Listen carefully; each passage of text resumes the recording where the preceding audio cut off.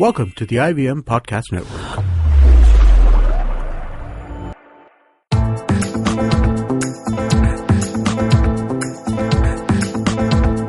You're listening to the Podcast, presented by the Daily Pal.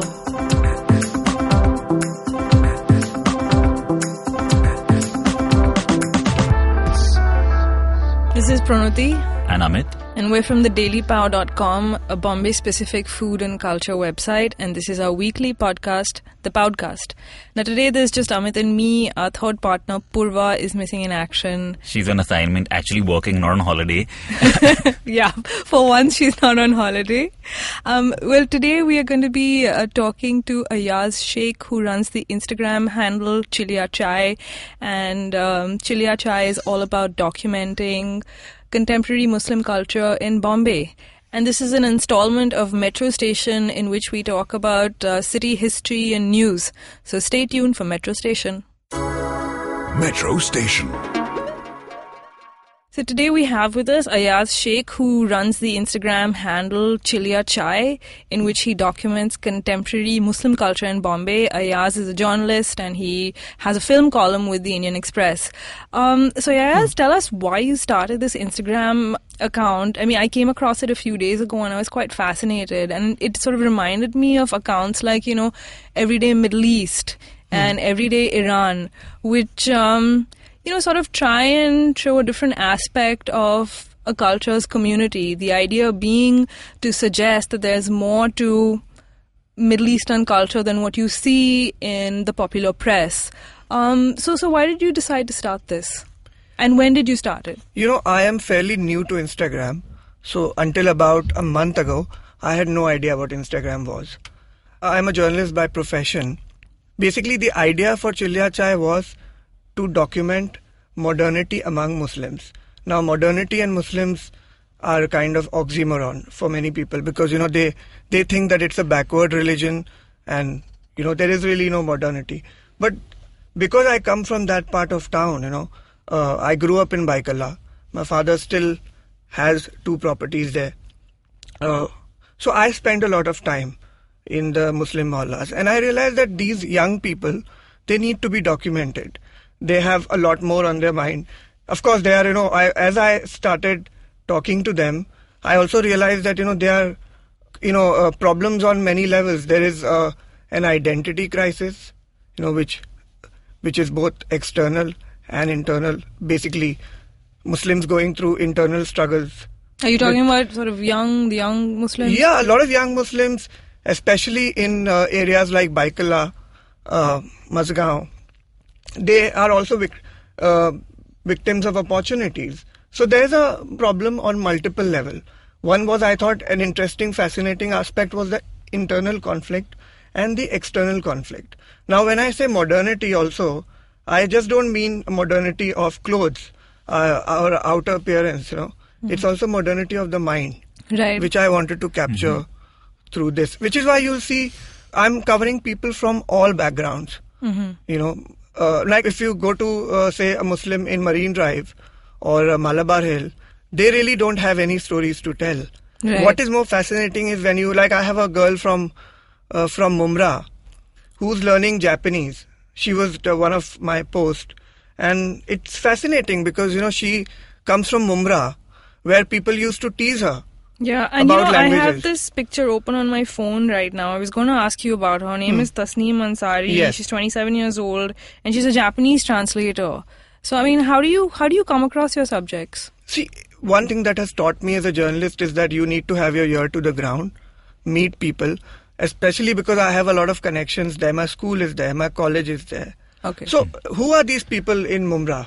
Mumra is a fairly new development. These are people who either fled after the riots because, there was a need within the Muslim community to live among themselves. And that also, in a way, segregated them. Right. See, what is ghetto? I was reading a very interesting piece, I don't remember where, but it said the ghettos, are they looking within or are they looking outside? So basically what I'm saying is that, I try to bring, when I talk to people, I make sure that things are objective. That of course comes to me as a journalist. I let them be. especially with this Mumra girl. She told me that, when she walks the street, and I think I wrote some of that. She said when she walks the street, people make fun of her, and then now she can abuse them in Japanese because they won't know what, what she's talking about. Right. But why do they make fun of her? Because it's an area or a community where you are expected to marry by 20. And here is this girl who's 26, 27 and trying to make her way, as Savidya Naipaul says, trying to make your way into the world. I found that story very compelling. Right. Yeah. Because look at these people, Pranati, they don't have opportunities. We are talking about people. She's learning Japanese in Mumra, and there is perhaps somebody in Malabar Hill or Worli or some sort of upmarket location in the city itself, some Gujarati rich businessman's son or daughter learning Japanese. Mumra girl will never get the opportunity that the upmarket people get. Right. So where do you live now? Because you said you grew up in Baikal. I moved to Warsaw about 10 years ago.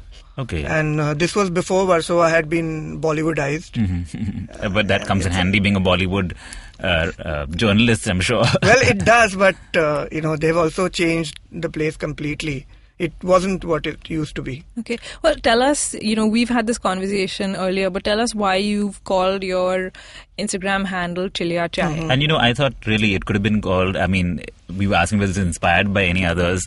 And there's humans of Bombay, this could almost be Muslims of Bombay. Yeah.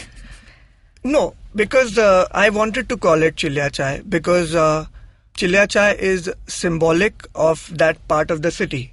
You see, simply put, Chilya Chai is the Muslim version of Irani Chai. Now, Irani Chai has been mythologized. Yeah. Nobody knows about Chilya Chai except those Muslims who live there.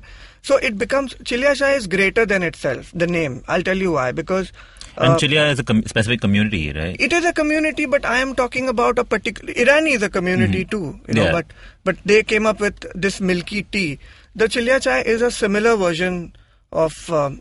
is basically the Muslim side of Irani Chai, milky tea.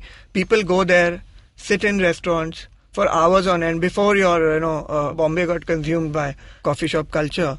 There used to be these, restaurants and cafes, Chilya cafes, where you can sit for hours on end, shell out a tea will not set you back by, say, the kind of exorbitant money that coffee shops charge. Right. You will not be driven away.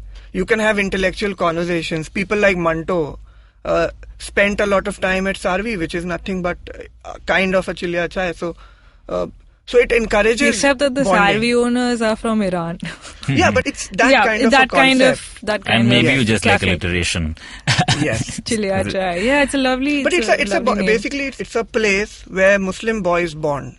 Right. So the name of the blog is symbolic.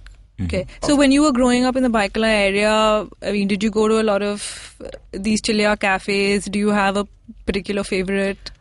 Well, my father had a small factory and I used to go there as a child. It was a leather factory. And right outside my father's factory was a Chilya Chai Where restaurant. was this? In Baikala. Okay. So as a kid, I was very fascinated by how they brew the tea, and they actually brew it the whole day. Right. So, you are having tea which is brewed the whole day. Right. Do you remember what the place was called?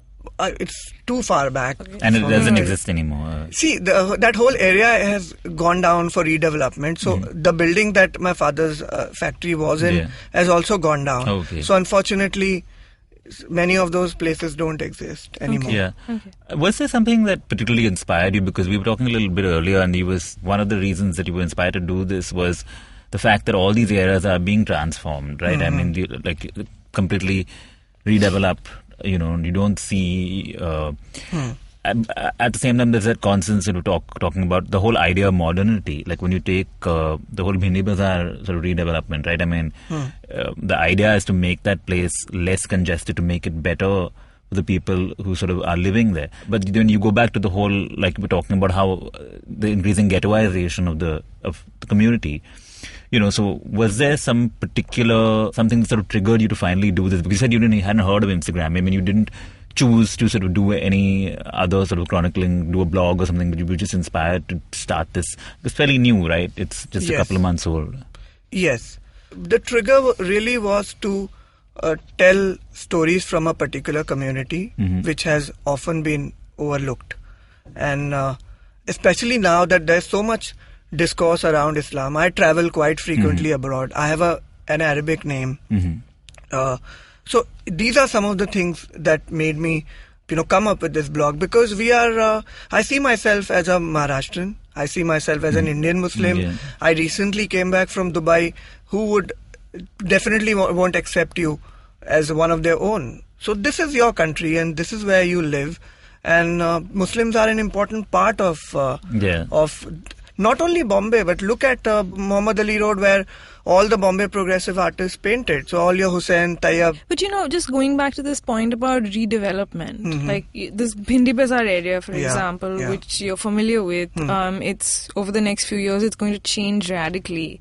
So does that throw up interesting stories about Muslim modernity? I mean, does it throw up sort of interesting material for you? Documenting contemporary Muslim culture in Bombay. Just this whole change in the area, the erasure of the past. One thing I notice on my travels in the city is there is not only a physical destruction, but there is also a spiritual destruction. So when you talk about an old building giving way to a fancy high-rise, you are destroying a lot of culture that was inherent to that building, which is boys hanging out outside.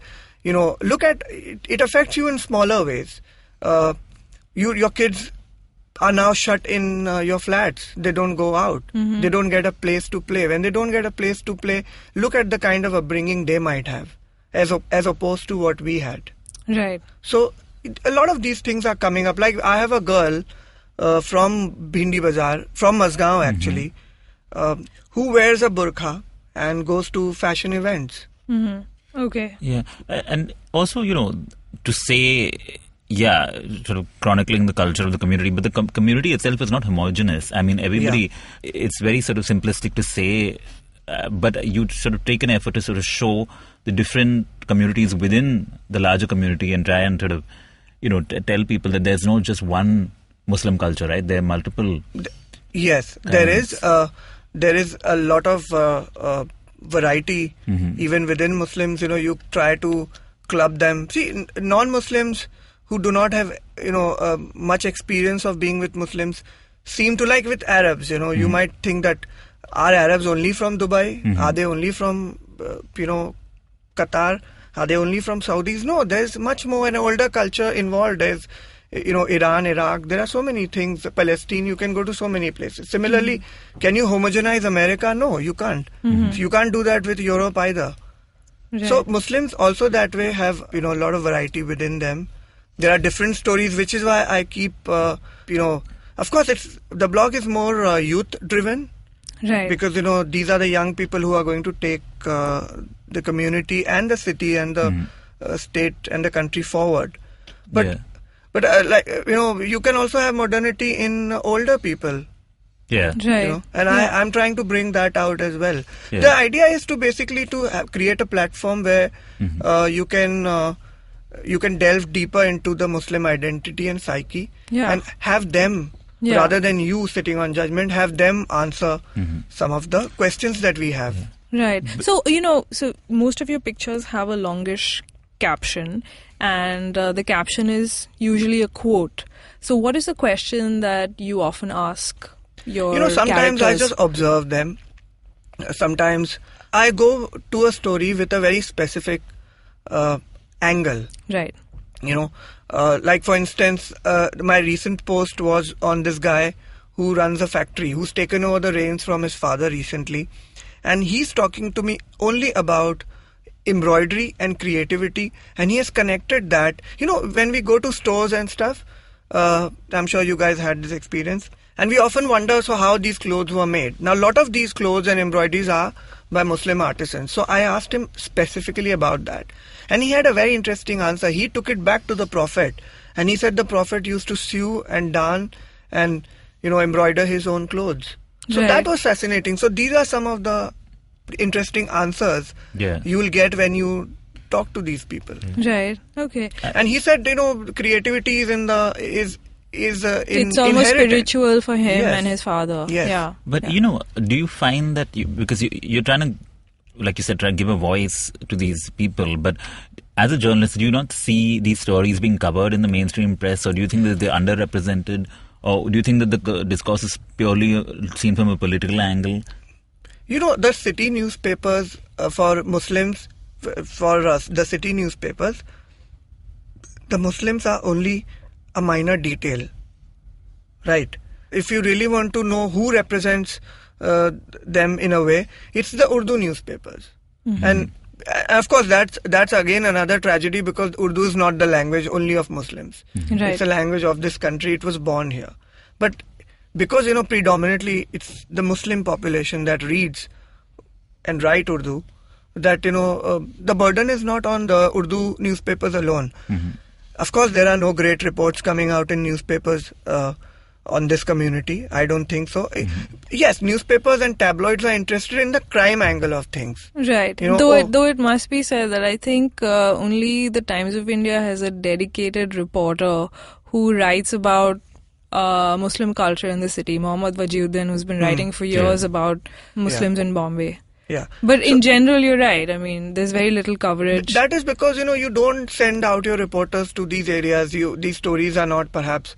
you're also thinking, who would you sell this story to? Who would be the readers? Right. And maybe it's... But see, these are, at the end of the day, it's not about Muslims or Marathis. Maybe I will do something about Marathis next, because I am so close to the community that way.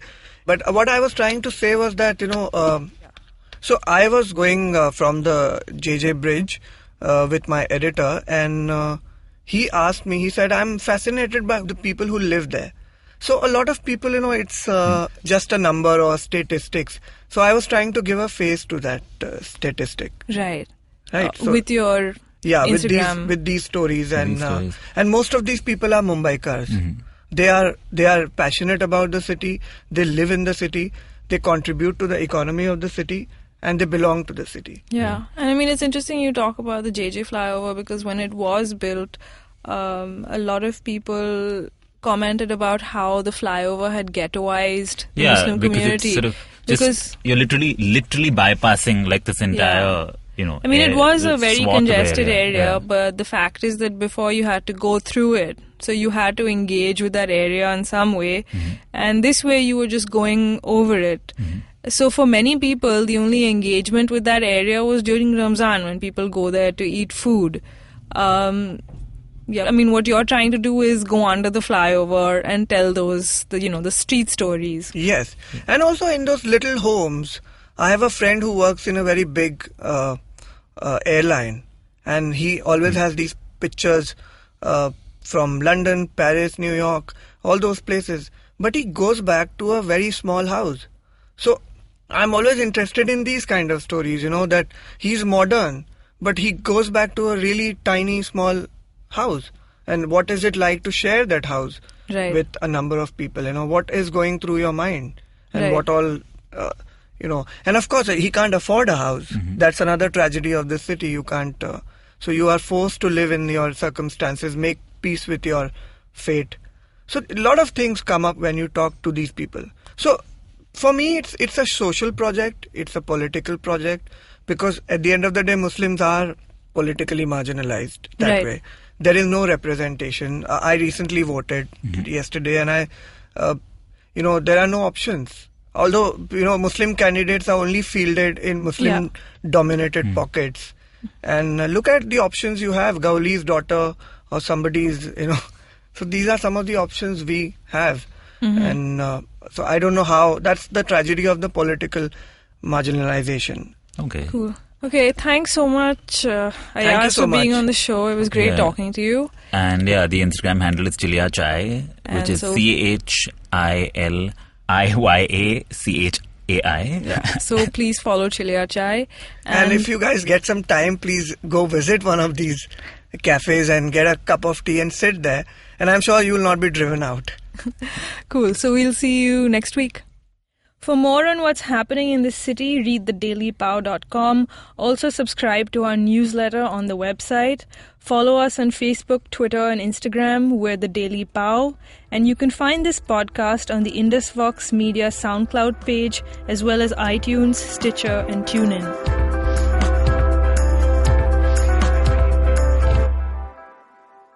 If you like listening to the podcast, check out Geek Fruit. Hosted by Uber Geeks Tejas Menon and Jishnu Guha, this show talks about geek culture from an Indian perspective. Star Wars, comic books, science fiction and fantasy, TV shows, and more.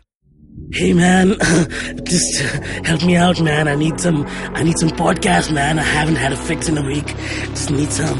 Don't you worry about it. I got podcast galore for you, man. Just go to ivmpodcast.com. You can also find us on Facebook, Twitter, and Instagram. Thanks, man. I'm gonna check it out.